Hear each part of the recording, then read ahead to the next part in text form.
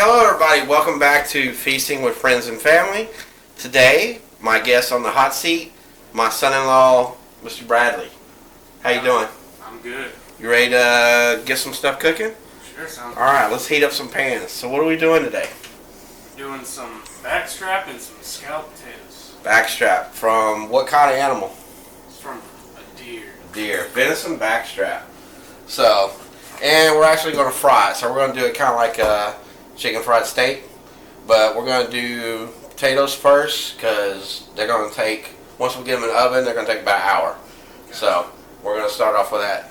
So potatoes we're using today, I picked Yukon Golds. For scallops, I think that's, you know, I like them over russet or Irish taters, something like that. They cook a little bit better. Now, what you want to do, usually, it just depends on the dish you're using, or like the size of your dish. You're going to usually, on average, I would say about 2 to 3 pounds of potatoes, depending on what your, you know, how big your dish is. So, alright, we're going to get that greased and set aside, and we're going to start on our sauce. So, got a saucepan roughly on about low, medium low, and we're going to start off with 3 tablespoons of butter, and we're going to get that melted up. That's going to take just a couple minutes. So you make any of this at home? I make my scalloped potatoes from a box. From a box. Okay, well, this is definitely going to be an upgrade to your box. So, and well, I'm guessing you don't make a lot of venison at home. So No, not recently. no, I think well, I know for a fact the last time you had venison is when I did deer chili. Yep. Right? Yeah. So we actually we took some home and then we finished that off on when I did the migas. So Okay. we put them on top. So that was excellent. So Sounds delicious. any kind of homemade. Well, I know you're not like a big chili person, but the deer chili, I don't think you had too much of a problem with, right? Nope, actually the first chili I flexed. So. Well, I'll take it. So, all right. So now we got our butter melted down. We're going to put in 3 tablespoons of flour. Basically, we're going to make a roux. So now this scalloped potato recipe is going to be pretty basic and simple. You can make it with like a heavy cream or half and half or a mix. This is going to be pretty straightforward. It's just going to be just regular milk. So we're going to try to keep it simple tonight as much as we can. Alright, so I'm going to crank that up a little bit. So, now, if you wanted to at this point, you could probably add like salt and pepper and stuff like that. But I'm going to add all the seasonings to the potatoes themselves, so we really don't have to, you know, add anything to the sauce. Alright, so we got 2.5 cups of milk. So we're going to put that in there. And basically when we get this done, we're going to get our cheese, get it added in. So this is kind of close to like you're making for like a macaroni and cheese, like a base for that. Because you're going to have a little bit more like heavy cream or half and half in there, and like a, you know, whatever cheese you want to put in there. So today we're just going to use cheddar. We're going to keep it simple. Gotcha. All right, so we're going to turn up the heat a little bit. Let that sit for a minute. So, and the other thing we're going to do with the scalloped potatoes. Now tonight I'm not going to do onions. Usually you can put like grilled onions in there. I'm actually going to replace the onions with ham. So we're going to do ham slices. So we're not going to leave a lot of salt for the potatoes because all the salt's going to be in the ham. Right. So, and then at the end, if you wanted to, you can top it like it with or you can put it on the side like sour cream or some kind of crema, something like that. Works out really good. So, but I like scalloped potatoes. The only thing I think the biggest pain is cutting them. So if you have a mandolin, that works out better. Yeah, so my mandolin actually pooped out on me tonight. So we retired it, and we cut these by hand, which, oh well, they're cut. So they may not be as even as the mandolin, but hey, they're cut. So, alright, we're gonna let that thicken up a little bit, and then we'll get that going and get the venison. So what are we now? 3 weeks, 2.5 weeks away from the baby? About 2 weeks. You excited? I guess. You guess? That's about as excited as I'm gonna get. Okay. Well, don't tell your wife you're, I guess. You know. No, you can tell her. I don't care. You got to put up with her. I don't. That's why you have her now. So. Yeah. All right. So we're gonna let that thicken up a little bit. We'll go ahead and get this. We'll get these potatoes put in here. Because we're going to try to do 2 layers. So, because like I said, this thing is going to cook about an hour inside the oven. So we got our oven heating up right now at 350. So we might be able to get 3 layers out of this. So. And while that's going and still thickening up, I'm going to go ahead and put our ham on here. So like I said, you're not going to need a lot of salt for the potatoes. So, because you got the ham that'll work on there. So.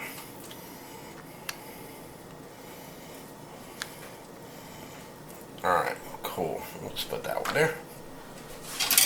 Let's see how we're doing. Alright, so it's starting to thicken up a little bit. Alright, cool. So I think it's thick enough. So you're going to use about 1.5 cups of cheese. Half cup's going to be at the end. So we go ahead and put a cup of cheese in there. Okay. Alright. Try to get that melted down. I'm going to turn it down our heat a little bit.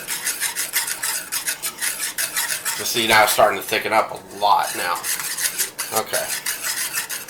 Alright, so while that's working. What other types of cheese could you use in this? I mean, you could use a mozzarella. You could probably even dab it with some ricotta on there. Okay. Alright. Of course we have cayenne because, you know, I like a little heat. So, alright, we're going to turn that off. And we'll put a little pepper in there. And I'm going to add just a little bit of garlic pepper because I like the garlic taste. So, that's enough. Alright, so we're going to mix that up a little bit. Cool deal. Just a little bit better. Alright, so basically at this point, you're going to put your mix on top, your cheese mix. Okay. Spread it out a little bit. And like I said, you know, you could use like a heavy cream or some half and half.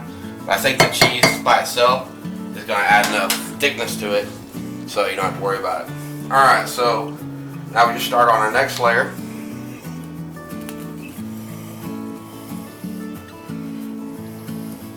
See, this is all the fun stuff you can teach your son when he's born. Yeah, he'll be coming over to Papa's to learn how to cook every Come over Papa's to eat. I have no problem with that. Girls need to get a little bit bigger before we start doing some stuff. So, alright, another layer of cheese. I think we got enough that we can slap this on and then we can get one more layer on there. Because we're going to put a little cheese on top. Now you could, the other thing you could put on top of it too is like some parmesan. You know, something that like, I would put something like that on top because that way it kind of gets crusty.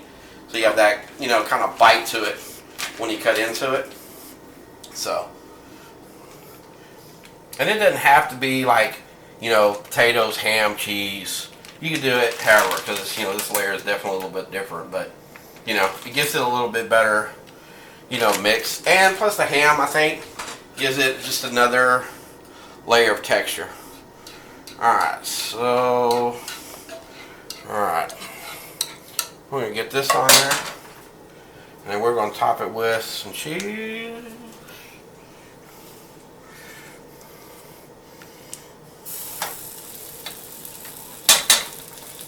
Alright, so this is what we're going to do. We're going to go ahead and put one more layer of potatoes on here, and then we'll put the shredded cheese on top, and then I'll pull out I think I'm going to pull out the parmesan and put a little on there also. So, because like I said, this is going to take about an hour to cook,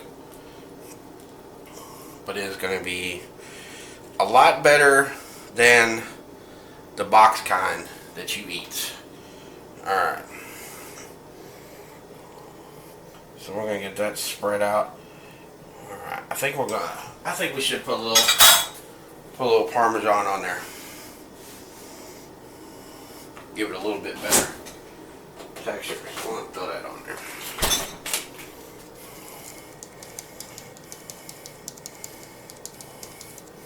Alright, so I know it comes out kind of clumpy, but that's alright. I'm going to break that down.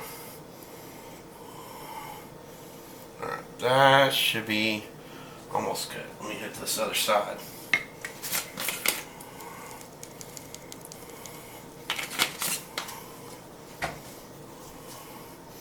Alright, good deal.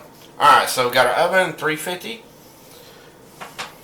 We're going to go ahead and throw that in uncovered for a full hour. Alright, so let's set our timer 60 minutes. Alright, that's in. Alright, cool. So let's take a break. I'm going to get cleaned up and we'll go set up, start working on this deer meat. Gotcha. Alright. Alright, cool. So got our potatoes in, and now let's get ready for this backstrap. So basically, like I said, we're going to do it just kind of like chicken fried steak. So you got flour, your wash, and mixture of breadcrumbs and panko. So the wash is just a mix of buttermilk, regular milk, and some eggs. So about a cup and a half, or a cup of each liquid, and about 3 to 4 eggs, depending on how much you put in there. So you always want to season your flour. So we're going to put a little salt in there, some pepper. Now you say this is backstrap, right? Yeah. So what's the difference in a backstrap and a tenderloin? See, now most people think it's the same thing. So your backstrap is going to come off basically the thick part of the loin, okay, which is going to be in the abdominal cavity, so of the deer. So it's kind of near the spine. It's kind of hard to get to. Most of the time, you're going to get, when you're doing the backstrap, you're going to do it when you're field dressing the deer. So because it's like a two-man job to get it out. Okay. So. Alright, so as far as our seasonings, so far we got salt, pepper, cayenne, a little garlic salt, a little thyme, and we're going to throw a little oregano in there. So, now one of the things I did add to the wash is some hot sauce. So the hot sauce is not going to really add heat in the wash, it's more like flavor. Okay. Okay, so, and you can use whatever hot sauce you want. You know, like I said, it's not, you're not putting it in there for the heat, you just put it in there for the flavor. Okay, so the backstrap I've had soaking in buttermilk for a good day. So this is going to do two things to it. One, it's going to help break down the meat where it's more tender, and it gets that gamey taste out.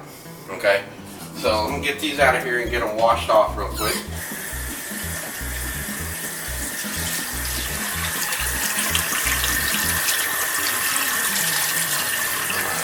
One. So basically what we want to try to do is, now one of the things like this, like with ribs, so you got that, you know, the kind of little skin or that, you want to try to take that off, because that's, is really hard to chew when you're eating. So. Is that kind of like the membrane on those ribs you did a little bit earlier? Yeah, it's pretty much the same kind of thing. You know, you don't want to. It's going to make it hard to. It's not something you want to eat, and it makes it a little, you know, tougher. So, and the other thing, like with the buttermilk, when I put it in there, so I, you know, I seasoned the buttermilk too, just a little salt, pepper, and a little hot sauce, a little cayenne. So, but you want to try to get it off as much as you can. So, and it should just peel right off, especially from soaking in that. So, all right, so we're gonna get these peeled real quick, and then we're gonna start getting them sliced up. All right, so we'll peel that last of that piece off. So, like I said, we're gonna kind of do these like chicken fried. So, you just wanna, you know, you're gonna cut your slices out because we're gonna pound these out a little bit, so they're not so, make them a little bit thinner. Oops. Alright, get that piece off. And let's cut this one in half a little bit. There we go. And basically, you're going to cook them same way like you would, you know, chicken fried steak or fried chicken.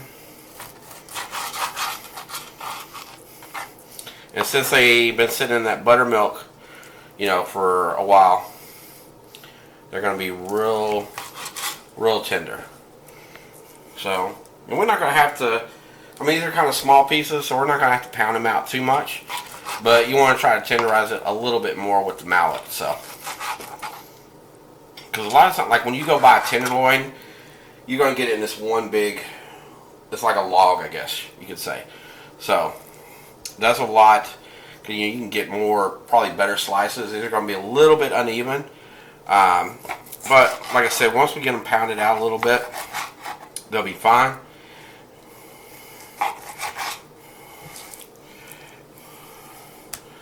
So, and if you finally get your hands on a deer hookup, don't lose it. So, just a little piece we can put on. Alright. Gotta get up there and go hunting ourselves one of these days. Yes, we definitely do. Trying to get off for deer season is definitely something I want to do. Thank God you got pork or hog season is all year round, so I wouldn't mind getting out there a little bit. Okay, so we're gonna get these pounded out a little bit. Oil's talking to me, says I'm ready. Alright, we'll get these pounded out and we'll get going here.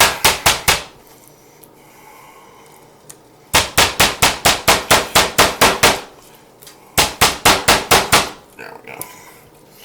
So, alright, let me get these done and we'll be back and get this going. Alright, cool. So we got these pounded out. So, try to pat dry them a little bit so they're not that wet. Oops. I don't want to come in. Alright, so like I said, we're going to do just kind of like chicken fried steak. So we're going to start with a flour. And you don't want to cook too much in the grease because you don't want to drop your temperature. So we should be able to do roughly about half of these. So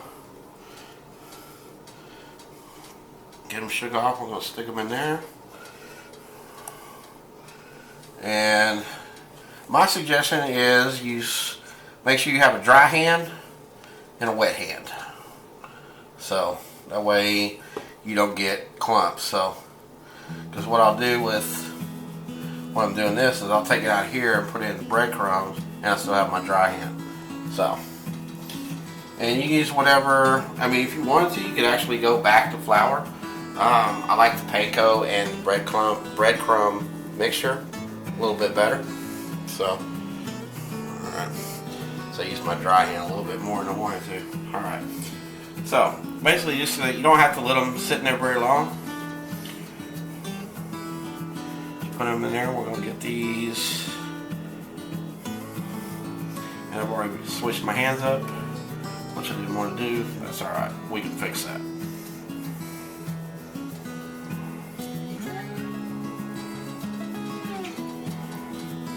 Of course, if you want, I guess you could use tongs.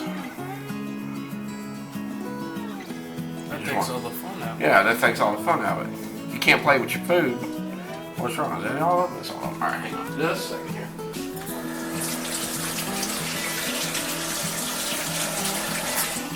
I'll try to do it the way I said on the next round. Okay. Alright, so you can just shake these about if you want. Get them all covered up. And you kind of want to press on them a little bit. Get those breadcrumbs on there.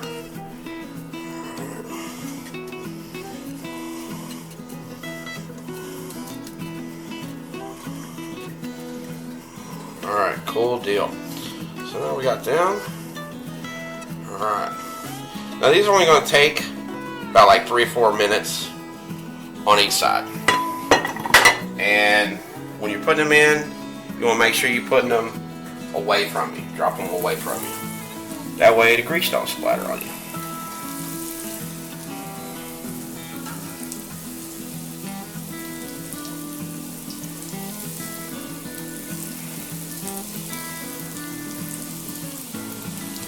I think we got just enough to fill this pot up, or skillet, excuse me.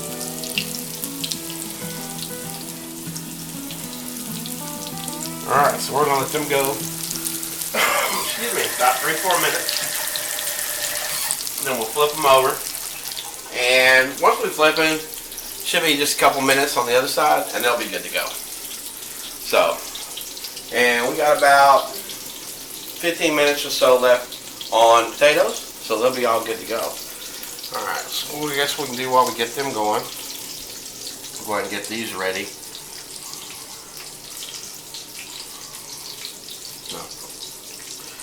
So you getting hungry yet, Mr. Brad?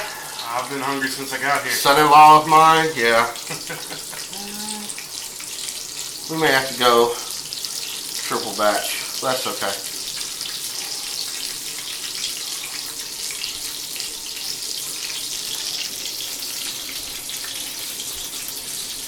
Alright.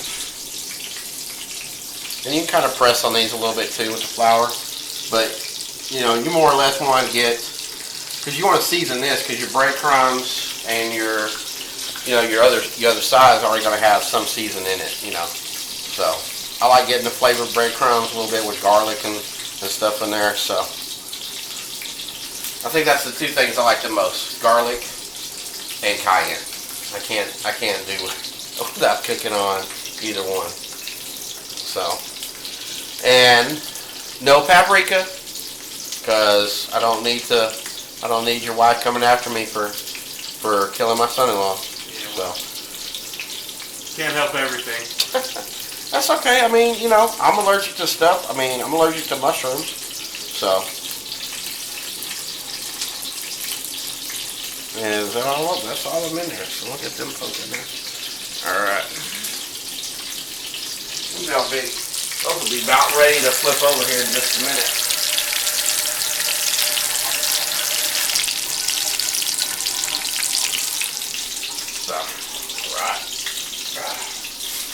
Alright, cool. So we got about 4 more. We might be able to squeeze them in that pan. I think we situate them right. So, and for the most part, you want to try to keep them, you know, when you're cutting them, you know, you want to try to keep that same, you know, size as much as you can. But for the most part, I mean, I got a couple big chunks, but it's not gonna, shouldn't affect it too much. So. Alright.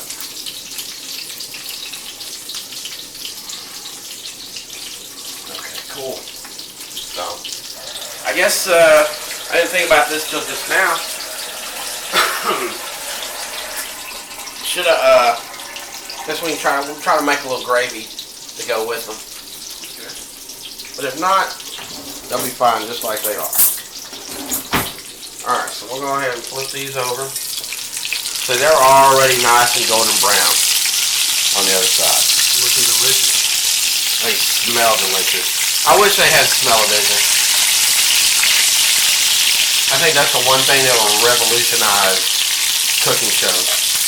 Because if you can smell it. Alright. Alright, cool deal. Alright, so we're going to let these go a couple more minutes. And we'll be able to get them out going. So, one of the things, it's kind of like when you're doing fries or anything else, you pull out a grease. You want to put it on something, like some paper towels to soak up the grease. So, go ahead and get that ready. Right on. So, God, it smells so good. I wish people at home could smell this. But a lot of people don't like, you know, venison or, you know, like elk, stuff like that. But I think a big thing of it is they think it's going to be all gamey. But, you know, if you soak it, and this order, you don't really even have to smoke it, or soak it, excuse me, in buttermilk. You just do regular milk, you know. But I would let it soak overnight. So it pulls any of that gamey taste out. Really, the only thing you don't really have to soak, I would say, is ground. Not that much, because it's already, for the most part, it's broken down. So, and you put enough, because most of the time I'm going to use it, it's just for chili. And you got enough seasoning in there, you don't taste the gaminess. So, I mean, you taste, you know it's a different kind of meat, but it don't taste gamey. You said soaking in buttermilk takes the game out. Would that work for something like a catfish or something like that? Catfish too? Yeah, you can soak.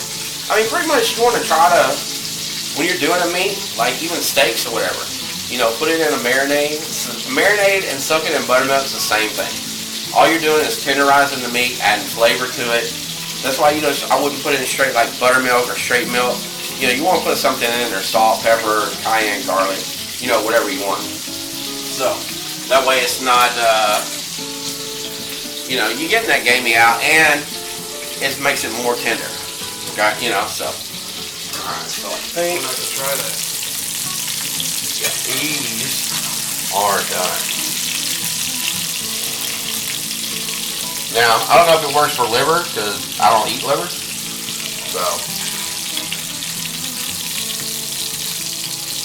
Good source of iron. Yeah, I'll take the onion part. Now, I do like chicken gizzards. So. And I got that from like my mom and my grandma, both of them. Love chicken gizzards.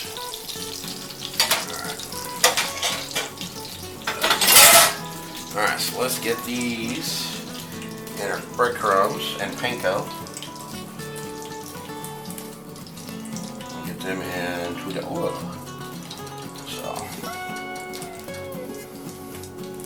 And we just should have just enough, I think, oil left over. We can throw our gravy together real quick. So that's probably another thing if you want, you could add to the top of your scalloped potatoes when they're done. Cook up some bacon, put like crumbled bacon on top of it. It'd be real good too. I wouldn't necessarily put like I know I said earlier talking about like sour cream. I wouldn't put sour cream on it. I think that would be more like a side, because most people don't like sour cream.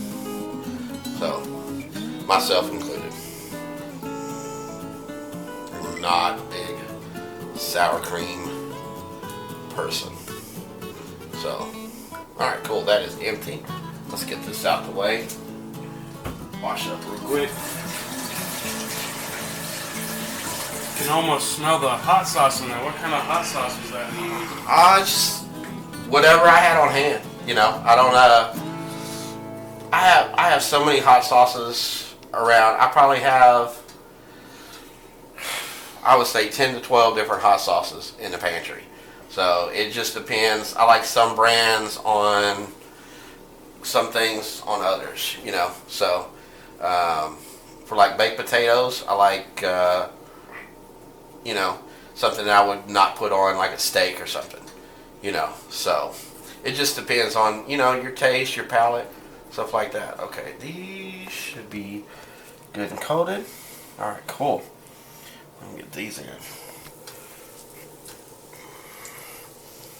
And if you ever get like some, if you can get all your hands like some venison steaks, you can slice them up. Those make real good like steak fingers. Okay. So that was one of the things. I think that's probably one of my favorite outside of deer chili is the steak fingers. So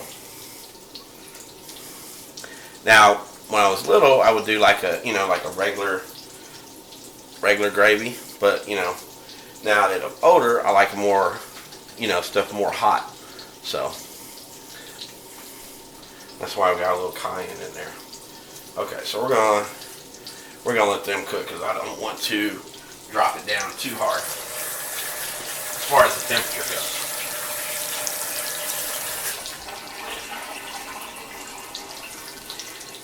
And these are going to be done right on time as far as the scalloped potatoes. Let's get that out of the way.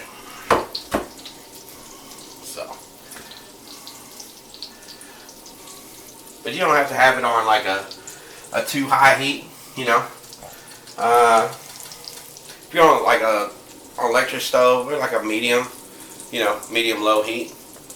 If you're going to use like a fryer like I did for the fried chicken, I would say about 300. Yeah, and like I said, it's only if you're gonna do it in the fryer though. I mean, you're getting both sides at once, so it's gonna take like a couple minutes, 2-3 minutes max for them to come out. I mean, basically they look like. I mean, you could go up to somebody and say, "Hey, this is steak fingers." Yep. And they look just like steak fingers. They don't taste the same, but they are good to go. We'll figure that out in a minute. We'll definitely figure that out in a minute. So, and you said you signed a waiver, so it's all good. So. Alright.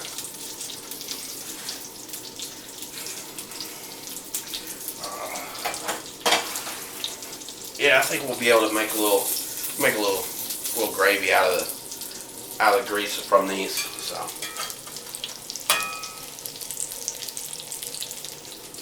Not too bad. Alright, well, let's finish getting these cooked up. We'll get the potatoes out, we'll get plated up, and then we can start chowing down. Sound like a plan? Alright, be back in just a minute. Alright, so now we are plated up. We got our venison, our scalloped potatoes. I made a little gravy. Gravy's pretty simple. Pretty much you want to match your flour to grease, make a roux, and just add milk. Keep it on like a medium heat and it'll thicken up. Once it starts thickening, turn the heat off, and then you can add whatever you want, salt and pepper. So now that we're done, Mr. Son-in-Law, dig in.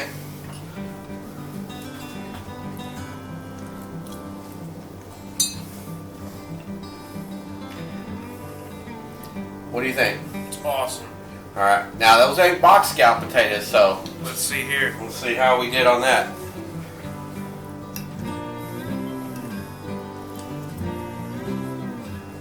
A lot better than the box. A lot better than the box, I would hope so.